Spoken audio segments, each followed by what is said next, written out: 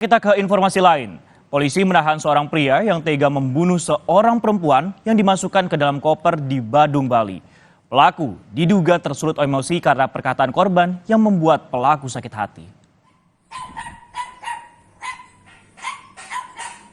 Peristiwa pembunuhan seorang perempuan yang jenazahnya dimasukkan ke dalam koper terjadi di salah satu indekos di kawasan Kute, Badung, Bali. Korban AA dan pelaku AAR diketahui bertemu lewat aplikasi kencan. Saat bertemu, pelaku merasa sakit hati atas kata-kata korban hingga membunuh korban dan memasukkan jenazah korban ke dalam koper, kemudian dibuang ke semak-semak di Jembatan Panjang, kawasan Jimbaran, Bali. Pelaku telah menyerahkan diri dan kini ditahan di Polsek Kute untuk mempertanggungjawabkan perbuatannya. Kasus pembunuhan dengan modus memasukkan jenazah ke dalam koper kembali terjadi dan kali ini di Bali. Lalu bagaimana untuk pengungkapan dari kasus ini dan penanganan dari pihak kepolisian? Kita tanyakan pada jurnalis Kompas TV Ari Sianipar yang ada di Polsek Kute, Bali. Ari, selamat siang. Saat ini pelaku apakah sudah ditahan di Polsek Kute dan bagaimana kemudian kasus ini bisa terungkap hingga pelaku akhirnya ditahan?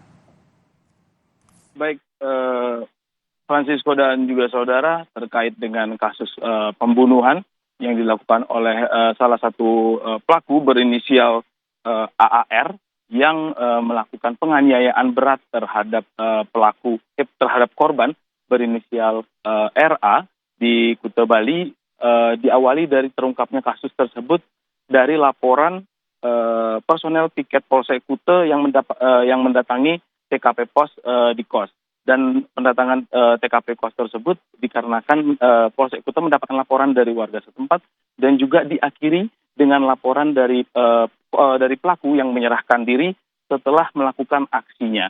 Dan saudara, tidak lama setelah pengejaran diketahui, pelaku sempat kembali ke TKP, namun karena ramai, pelaku kembali melarikan diri ke rumah kakak pelaku. Kemudian setelah pelaku bertemu dengan kakak pelaku, dan kakak pelaku juga menyuruh untuk menyerahkan diri, lalu pelaku diantar ke Polsek Kute untuk menyerahkan diri terkait perbuatan keji yang telah dilakukannya.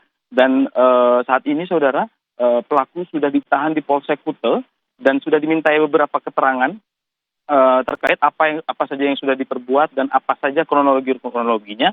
Dan juga kejadian ini terjadi pada jam 3 malam dan pada akhirnya karena kecurigaan warga kos, akhirnya warga kos melapor ke polsek terdekat, yaitu Polsek Kute, dan juga akhirnya selang tidak berapa lama setelah pengaduan dan pengejaran yang akan dilakukan oleh polisi, pelaku sudah menyerahkan diri terlebih dahulu ke Polsek Kute. Kembali ke Francisco.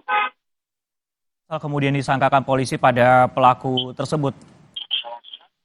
Baik, untuk pasal yang disangkakan oleh polisi terhadap pelaku, yaitu pasal 338 subsider pasal 351 ayat 3 KUHP, yang informasi yang kami dapatkan jika pembunuhan ini adanya indikasi dari berencana, maka tuntutannya bisa lebih dari 20 tahun penjara. Namun sampai saat ini masih ada informasi lagi yang kami tunggu terkait dengan press conference yang akan dilakukan nantinya oleh pihak kepolisian, dan polisi juga mengindikasi bahwa tidak adanya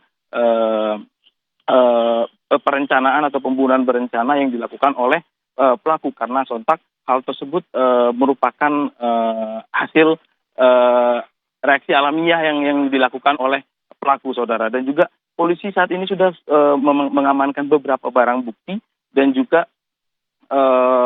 sudah mengolah TKP juga dan melihat TKP, dan di situ ditemukan ada beberapa barang bukti, yaitu yang pertama senjata tajam yang digunakan oleh pelaku, dan juga satu koper warna hitam, dan juga pakaian yang digunakan oleh pelaku dan korban. Lalu ada sepeda motor Honda Beat, dan juga HP merek yang dimiliki oleh pelaku dan korban. Francisco. Baik, olah TKP sudah dilakukan dan pengumpulan barang bukti juga sudah dilakukan. Kita akan tunggu bagaimana kronologi lengkap terkait kasus pembunuhan tersebut. Terima kasih Ari Sianipar yang melaporkan langsung dari Badung, Bali.